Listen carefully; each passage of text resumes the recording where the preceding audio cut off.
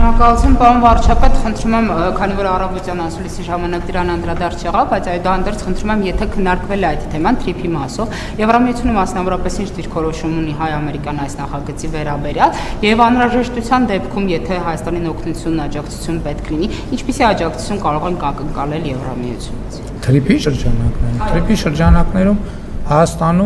Հայաստանին մենք Միացյալ Նահանգների հետ ենք աշխատում այդ ծրագրի շրջանակներում, բայց ապաշրջափակման թեմայով մենք նաև Եվրոպական միության հետ ենք աշխատում եւ խոսքը մասնավորապես հյուսիսային երթուղու մասին է եւ ես նախընտրական շրջանում եմ դրա մասին բազմիցս խոսել, որ հետազոտությունները ցույց են տվել, որ արևելք-արևմուտք ամենակարճ ճանապարհը անցնում է Հայաստանի տարածքով, մասնավորապես Տավուշի, Լոռու եւ Շիրակի մարզերով, եւ մենք այդ նախագծի իրագործման շուրջ աշխատում ենք Եվրոպական միության հետ եւ ամենապարզ մեթոդ այդ ծրագիրը իրականացնելու մասնավորապես Ղազախ, Իջևան, Վանաձոր, Գյումրի, Ախուրիկ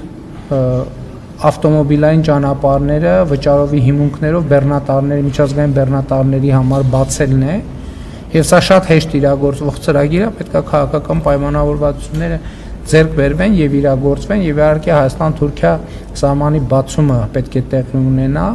եւ սա մի ծրագիր է, որ տարածաշրջանային մեծ հետաքրքրություն կարող է ներկայացնել։ Իհարկե Ախուրիկում մենք մի փոքր հատված ճանապարհ կառուցելու անհրաժեշտություն կունենանք, բայց դա իրագործելի է։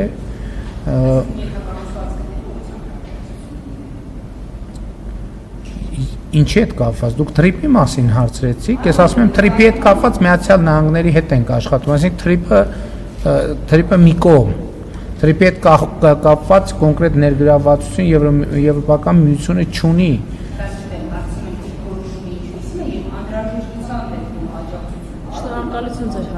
Բայց ինչի պետք է անհրաժեշտություն լինի, ես այդ բան լավ չեմ հասկանում, որովհետև Միացյալ Նահանգների հետ այդ ծրագիրը մենք իրագործում ենք, բայց Եվրոպական միության դիրքորոշումը իհարկե դրական է թրիփ նախագծի վերաբերյալ։ Շնորհակալություն, հաջորդ հարցը հրապարակ։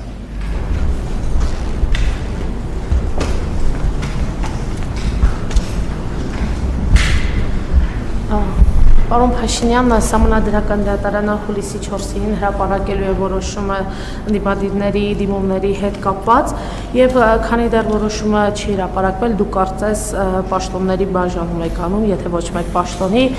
արդեն ազգային ժողովի նախագահի թեկնածու եք, սա արդյոք դուք չեք համարում ոչ հարգալից վերաբերում բարձր դատարանի նկատմամբ, ինչու չեք սպասում բարձր դատարանը ՍԴ-ն հրապարակի իր որոշման, որը այդմ էլ դուք ձեր թեկնածուներին կորոշեք։ Նույն իրավիճակը ես հիշում եմ հունիսի 7-ին, երբ ընդհանրապես ձայների 10% հաշվել, բայց դուք հայտարարեցիք, որ քաղաքացիական պայմանագիրը հաղթել է ընտրություններում։ Երկրորդ հարցը մի կարճ հարց, դուք համարում եք ինչ է կարծում, մինչև 2018 թվականի ընտրությունները կեղծվել են կենտրոնական ընտրական հանձնաժողովի կողմից։ Ընդդիմությունը այս ողջ ընթացքում քննարկում է մանդատներ վերցնել չվերցնելու հարցը։ Այսինքն իրենք դիմել են Սահմանադրական դատարան, առավոտից երեկո քննարկում են մանդատները վերցնեն, չվերցնեն, վերցնելն է ճիշտ թե չվերցնելն է, բայց ինչ մանդատ են վերցնում կամ չվերցնում։ Այսինքն իրենք դիմել են, որ ընտրությունների արդյունքները անվավայրեն, բայց իրանք քննարկում են մանդատ վերցնել չվերցնելու հարցը։ Վերցնեն մանդատը, ինչի մանդատը վերցնեն թե չվերցնեն։ Ինչի չեն սպասում Սահմանադրական դատարանը որոշում կայացնի, նոր որոշեն մանդատը վերցնեն թե չվերցնեն։ Հետևաբար նույն տրամաբանությամբ էլ մենք այդ քննարկումն ենք անում եւ այդ հարցին պատասխան վերցնել չվերցնել մենք ունենք եւ հաջորդ հարցերն ենք քննարկում։ Այդտեղ որ անտրամաբանական որևէ բան չկա,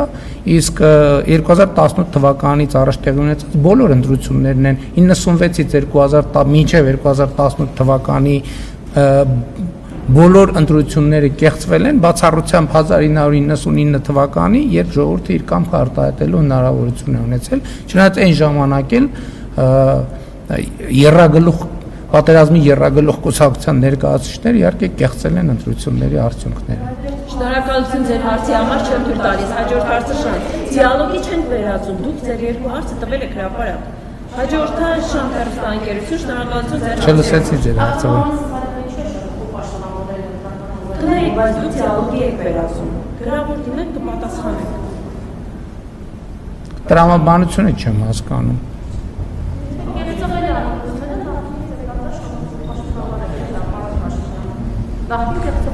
Այսինքն ինչ հիմա գնացեք դպրոցների սպորտ դպրոցների բանահատակները քանդեք, տեսեք քվյաթերթիկ կգտնեք, թե չէ, կամ կարող է Սևանա լճի վրա բանը քվյաթերթիկներ են լողում։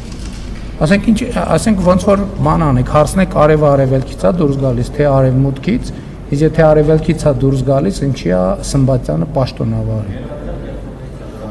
Ենթադրյալը կարևոր բառ է, իսկ ինչի ենթադրյալ։ Ուրիշ հարց տվեք, այդ տվեք ինչա, բա կեղծարար Ռոբերտ Քոչարյանը, Սերժ Սարգսյանը, Գագիկ Ծառուկյանը, Կարեն Կարապետյանը ազատության մեջ։ Ինչի են իրանք ազատության մեջ։ Պետքա ուղղել այդ սխալը։ Պետքա ուղղել այդ սխալը։ Շնորհակալություն հարգելի լրագրողներ, այն լրագրողները, որոնք կարող կխախտեն, Ես չեմ ասում։ Գիտեք ինչ, այդ ասելով չի։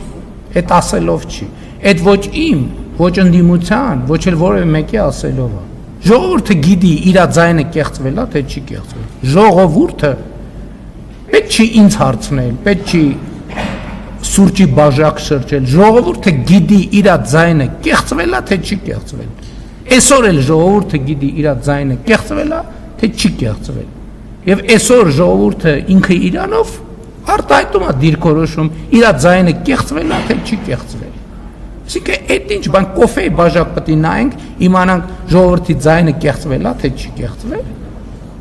Ժողովուրդը գիտի այս շենքում իր ընտրած մարդն է, թե իր ընտրած մարդը չի։ Եվ որ այս շենքում իր ընտրած մարդը չի, ժողովուրդը դա դրսևորում է։ Եվ դա դրսևորել է իմ ասած բոլոր դեպքերում։ Եվ կդրսևորի ցանկացած ուրիշ դեպքերում։ Ժողովուրդը այսօր երեգել էր վստահ, այսօր էլ է վստահ, որ այս շենքում իր ընտրած մարդն է։ Եվ այս շենքում սրա 2018 թվականից հետո միշտ լինելու է իր ընտրած մարդը։ Հիմա այդ երրագլուխ ուզում է վերև թռնի, ուզում է ներքև ինչի, ուզում է գլուխ տա պատերին, այս շենքում լինելու է